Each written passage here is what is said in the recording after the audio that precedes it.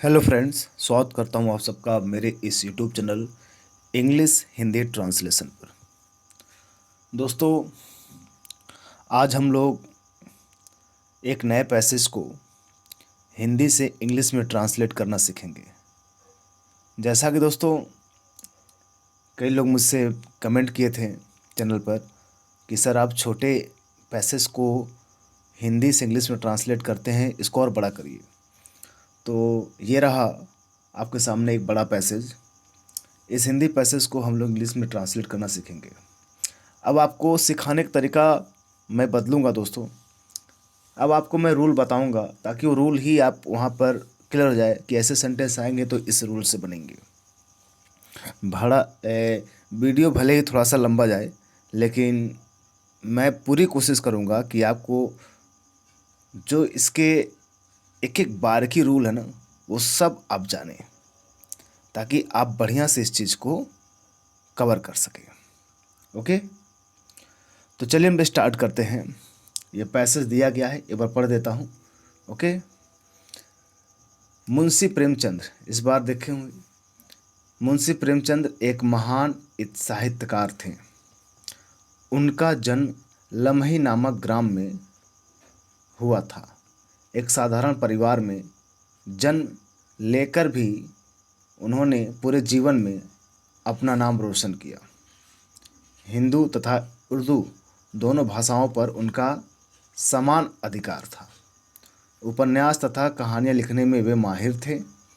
उनके उपन्यासों में भारतीय समाज का अनोखा वर्णन मिलता है। उनकी किताबों का दुनिया में कई भाषाओं में अनुवाद हुआ है। यही कारण है कि उन्हें उपन्यास सम्राट कहा जाता है। एक सफल अध्यापक के रूप में भी वे लोकप्रिय रहे। कम पढ़ा लिखा व्यक्ति भी उनकी पुस्तकों को पढ़ने में रुचि लेता है। जो बच्चे, देखिए 2017 में पेपर पूछा गया है, मैं देखा हूँ कि 2024 के यूपी बोर्ड पेपर में भी ये क्वेश्चन आया था। ये हूबहू ये पैसेज पूछा गया था यूपी बोर्ड के पेपर में। तो इन पैसेज को पढ़ने से, इनको ट्रांसलेट करने से फ़ायदा ये है कि जो बच्चे एकेडमिक क्लास में हैं, 9, 10, 11, 12 में हैं, उनके लिए भी बहुत फ़ायदेमंद होगा। ओके, तो ये पूरी कहानी किस में है? पास्ट में है। पास्ट से भी कुछ कहानियाँ हैं, कुछ चीज़ें यहाँ पास्ट और प्रेजेंट की भी कुछ कहानियाँ हैं। प्रेजेंट के लाइन है, प्रेजेंट में भी लाइन है, पास्ट में भी लाइन है। तो इन लोगों को हम बारीकी सीखेंगे, कौन सा लाइन कहाँ पर है, इसको किस टेंस से बनाना है, ये हम लोग काफ़ी ध्यान से सीखेंगे। तो चलिए हम लोग स्टार्ट करते हैं बिल्कुल बेसिक से।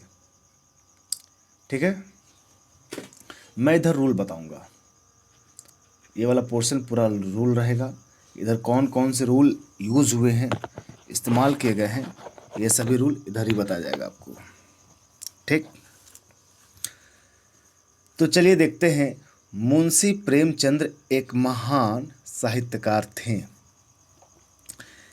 ये थे, पास्ट की घटना है। अब पास्ट की घटना में हम यह देख रहे हैं कि कोई क्रिया नहीं हो रही है। मुंशी प्रेमचंद एक महान साहित्यकार था, ये परिचय दे रहा है। हो गया। जब पास्ट टेंस में कोई इंट्रोडक्शन होता है तो उसको हम किससे बनाते हैं? पास्ट टेंस के कहानी में कोई इंट्रोडक्शन दिया गया हो, एक सेकेंड, पास्ट टेंस में अगर किसी कहानी में क्या दिया गया हो, इंट्रोडक्शन दिया गया हो, तो हम कैसे बनाते हैं? तो देखिएगा, इंट्रोडक्शन, इंट्रोडक्शन में क्या होता है? परिचय। तो पास्ट टेंस का जो इंट्रोडक्शन होता है उसे हम वाज या वर का इस्तेमाल करके बनाते हैं। किससे? वाज या वर का। जैसे मेरे पिताजी एक अध्यापक थे, तो क्या कहेंगे? My father was a teacher. Sita एक गृहिणी थी, सीता वॉज अ हाउसवाइफ, कह सकते हैं ना। तो ऐसे सेंटेंस में जो पास्ट का परिचय है तो वाज और वर का प्रयोग करके बनाते हैं। ये वाज है। ठीक, तो आइए, मुंशी प्रेमचंद एक महान साहित्यकार थे। अब बताए तो सिंगुलर के लिए वाज और प्लूरल के लिए वर। सिंगुलर के लिए वाज, प्लूरल के लिए वर। आपको बता दें, आई भी पास्ट इंडेफिनिट में क्या होता है? पास्ट टेंस में आई भी सिंगुलर ही होता है। जब कल्पना होता है तब वर का इस्तेमाल होता है, लेकिन आई के साथ वाज इस्तेमाल होता है। तो क्या कहेंगे, लिखे हम लोग, आइए, मुंशी प्रेमचंद, मुंशी प्रेमचंद। तो प्रेमचंद, ठीक है। अब एक ही है ना, Munshi Premchand was, was, was मतलब थे, क्या थे, एक महान साहित्यकार थे। हो गया। तो क्या बोलेंगे, वाज है, थोड़ा सा पेन टेप लिखने में थोड़ा दिक्कत हुआ दोस्तों, लेकिन धैर्य बनाए रखिए, सब हो जाएगा। वाज ग्रेट, हाँ, वाज ए ग्रेट, क्या बोलेंगे, साहित्यकार को क्या बोलते हैं इंग्लिश में, हाँ, लिटरेरी बोलते हैं, लिटरेरी, ERARY, लिटरेरी, GM, हो गया। लिटरेरी जेम बोलते हैं, मतलब महान साहित्यकार। तो Munshi Premchand was a great literary gem. Okay, फिर देखिए आगे क्या कहा जा रहा है, उनका जन्म लमही नामक गांव में हुआ था। जैसे भी देखते हैं ना, किसी के जन्म की बात आती है, उनका जन्म महाराष्ट्र में हुआ था, इनका जन्म पंजाब में हुआ था, तो जन्म होने वाली घटना भी किस में होती है, पास्ट में ही होता है। अब पास्ट में मतलब ये पास्ट का, तो इसका भी हम वाज और वर का इस्तेमाल कर सकते हैं, वाज और वर का ही प्रयोग करके बनाते हैं। तो सिंगुलर है तो वाज लिखेंगे, किसके अर्थ में, जन्म के अर्थ में, जन्म, जन्म ले कोई व्यक्ति तो उसके लिए भी हम वाज का इस्तेमाल करते हैं। और जन्म लेने क्या बोलते हैं, बॉर्न, हो गया, बॉर्न। तो क्या करा है, उनका जन्म लमही नामक गांव में हुआ था। तो किसका जन्म, मुंशी प्रेमचंद का। तो इनके लिए प्रोनाउन ही होगा ना, तो ही के साथ वाज लगाएंगे क्योंकि सिंगुलर है, ही वॉज बॉर्न, उनका जन्म हुआ था, ही वॉज बॉर्न। कहाँ हुआ था भाई, इन द लमही विलेज, क्या बोलेंगे, इन द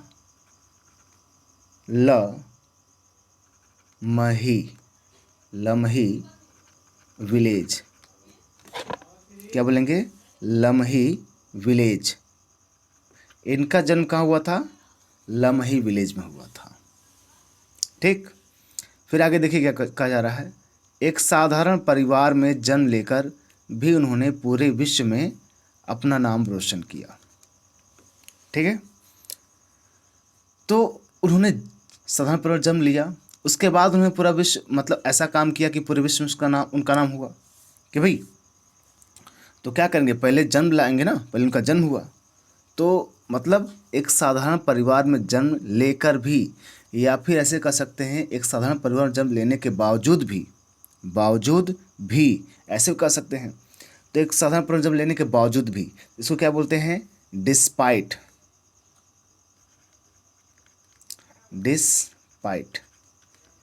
डिस्पाइट भी बोल सकते हैं, डी है भाई, डी, डिस्पाइट या इनस्पाइट भी बोलते हैं। डिस्पाइट भी बोल सकते हैं के बावजूद, या इनस्पाइट भी बोलते हैं। तो डिस्पाइट मतलब के बावजूद, क्या, बीइंग बॉर्न, जन्म होना, किसमें, जन्म होना किसमें भाई, कहाँ जन्म होना, हाँ, इन समान फैमिली में, ना, साधारण परिवार की बात हो रही है, साधारण परिवार जन्म लेना। तो डिस्पाइट मतलब के बावजूद, बीइंग मतलब बीइंग मतलब होना, बर्म जन्म, यानी जन्म होना, हो गया किसमें, इन ऑर्डिनरी या सिंपल फैमिली बोल सकते हैं, in an ordinary, in ordering बोल सकते हैं, इन सिंपल लाइफ बोल दीजिए, इन सिंपल फैमिली, ऐसे सबसे अच्छा रहेगा क्योंकि आप लोग परेशान हैं।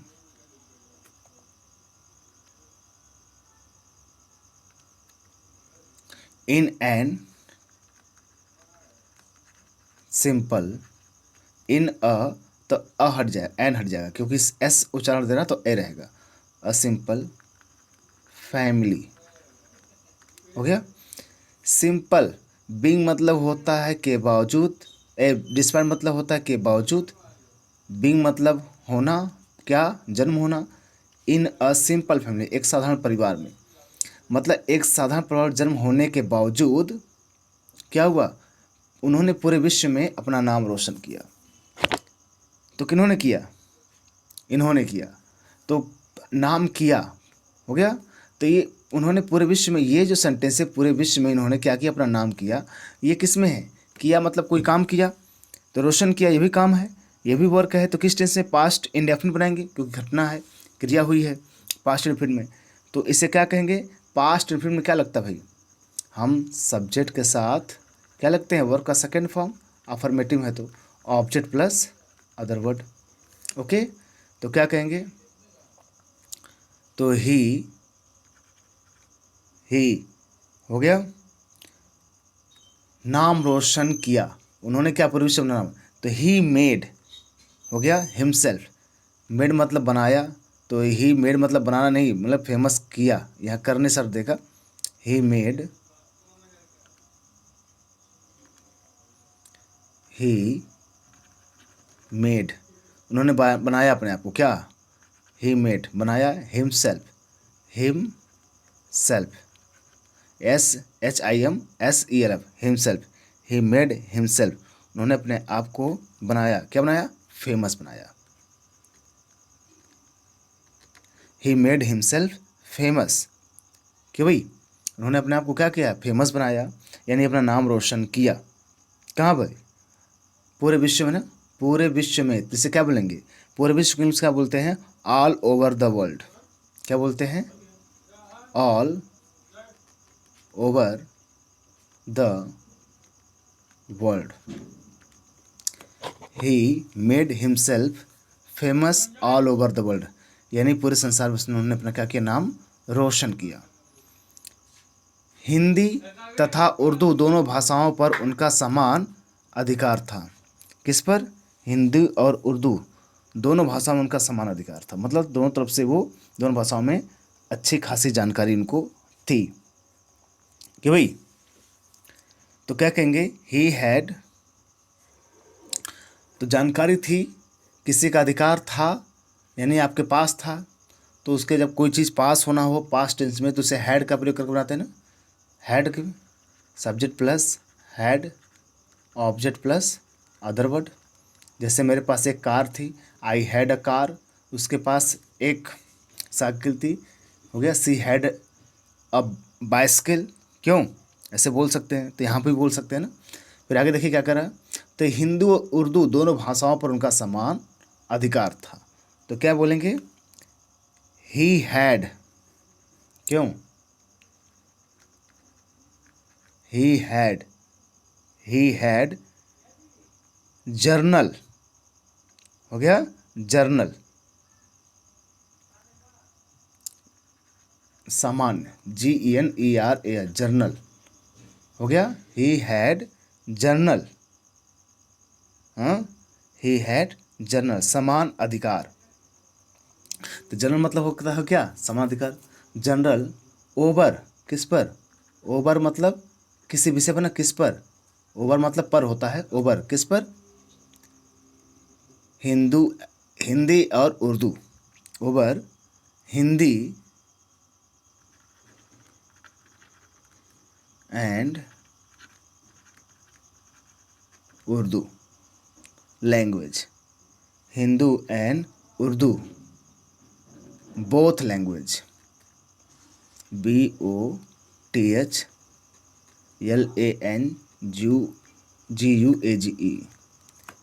तो क्या Hindi and Urdu both language, languages होएगा, हो गया, क्योंकि प्लूरल है, दो भाषा। He had journal over Hindi and Urdu both languages, ठीक।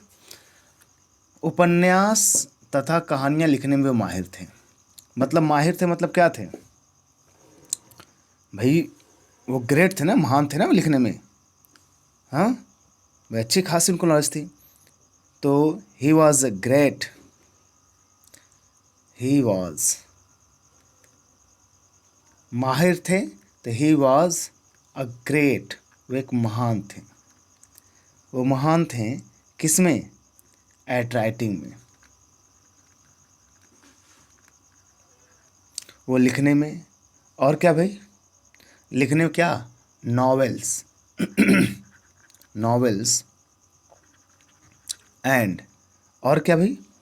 नॉवेल्स एंड, कहानियाँ है ना, उपन्यास और कहानियाँ, and stories. Novels and stories लिखने में काफ़ी क्या थे? माहिर थे, यानी ग्रेट थे। आगे देखिए क्या कहा जा रहा था।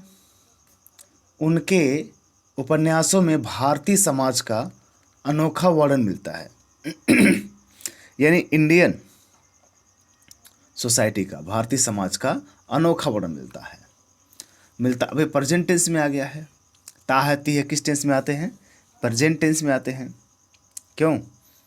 तो अब ये प्रेजेंट टेंस में है, लेकिन ये मिलता है किसको? मिलता पढ़ने वाले को मिलेगा ना, जो उनकी किताब में, तो पैसिव में चलाएगा ना। क्यों? पैसिव मिलेगा ना। तो इसको क्या कहेंगे? अ विविड डिस्क्रिप्शन। अ विविड मीन्स क्या होता है? वर्णन, अनोखा वर्णन। अनोखा बोलते, विविड मतलब होता अनोखा, हो गया। अनोखा होता vivid. Description, description is, present का पैसिव है ना, प्रेजेंट फिल्ड का, तो इज लगता है ना। अ विविड डिस्क्रिप्शन इज, उसके बाद क्या कहा जा रहा है? इज किसका? नहीं, अच्छा, विविड डिस्क्रिप्शन एक विस्तृत या अनोखा वर्णन किसके? इंडिया का ना, of Indian society, Bharatiya Samaj का। पूरा लिख दीजिए, SOCIETY। पूरा सेंटेंस, पूरा सब्जेक्ट कहलाएगा ना। क्या मिलता है? भारतीय समाज का अनोखा वर्णन। अनोखा वर्णन, तो अ vivid description of Indian society, हो गया। इंडियन सोसाइटी, तो क्या होता है? मिलता है या दिखता है?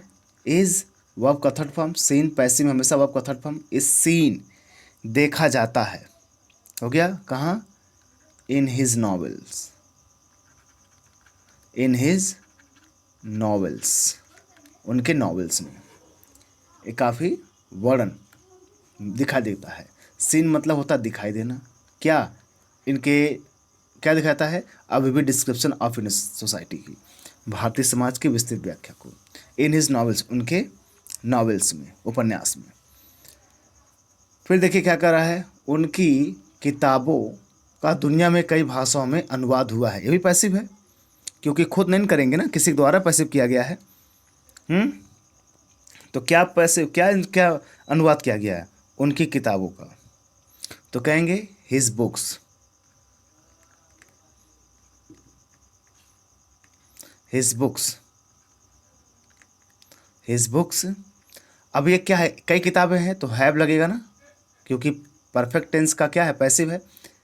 हिज बुक्स हैव बीन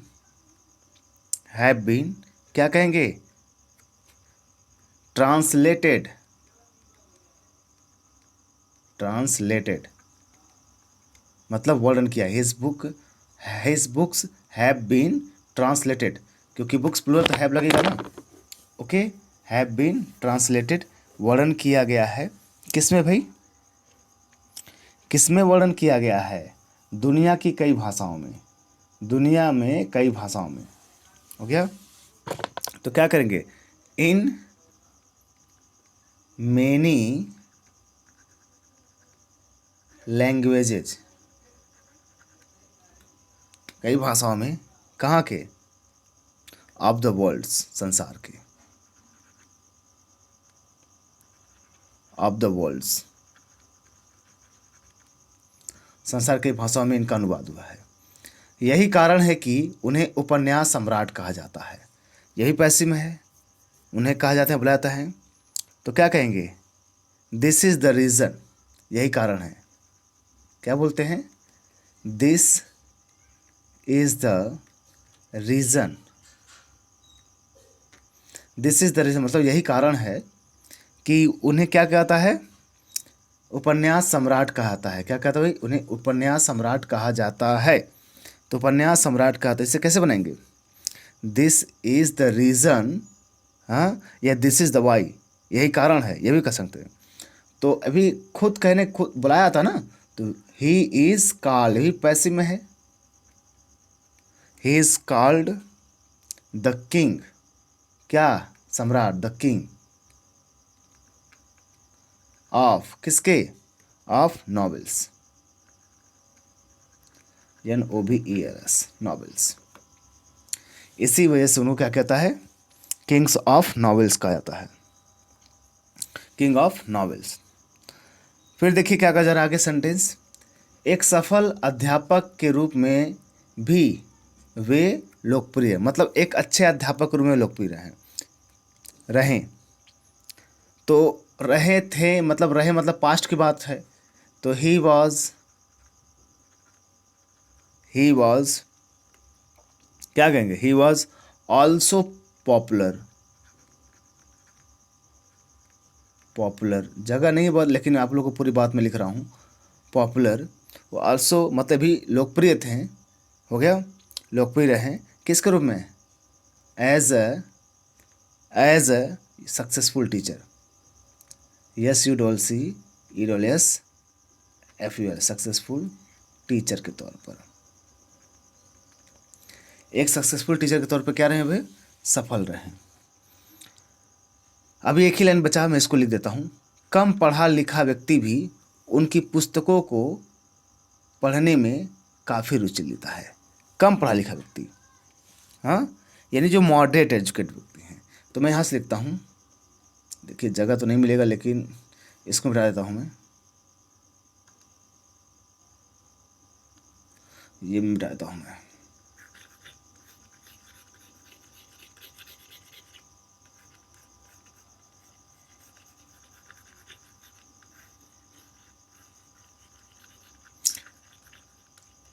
आपको टेंस सीखना पड़ेगा, ये याद रखिए। आपको टेंस नहीं सीख, अब जब तक टेंस नहीं जानेंगे तब तक आपको बनाने में दिक्कत होगी। आप टेंस सीखिए, उसके बारे में देखिए, जानिए, तो अपने आप पकड़ लेंगे किस टेंस का वाक्य है ये। तो ये कहा जा रहा है, तो ये कम पढ़ा लिखा व्यक्ति भी उनकी पुस्तकों को पढ़ने में कौन लेता है? कम पढ़ा लिखा व्यक्ति। तो क्या बोलेंगे? इवन, इवन मतलब यहाँ तक कि, इवन अ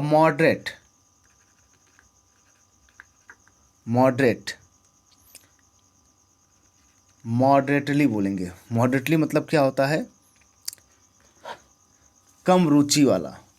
अ मॉडरेटली एजुकेटेड, सामान्य, EDUCATED। इवन अ मॉडरेटली एजुकेटेड, यानी मॉडरेटली मतलब समान तौर पर, मतलब ज़्यादा नहीं, हल्का फुल्का नॉलेज रखने वाला, हो गया। मॉडरेटली एजुकेटेड, पढ़ा लिखा, एजुकेटेड पढ़ा लिखा, यानी कम पढ़ा लिखा व्यक्ति, मैन, क्या लिखेंगे? मैन, हो गया।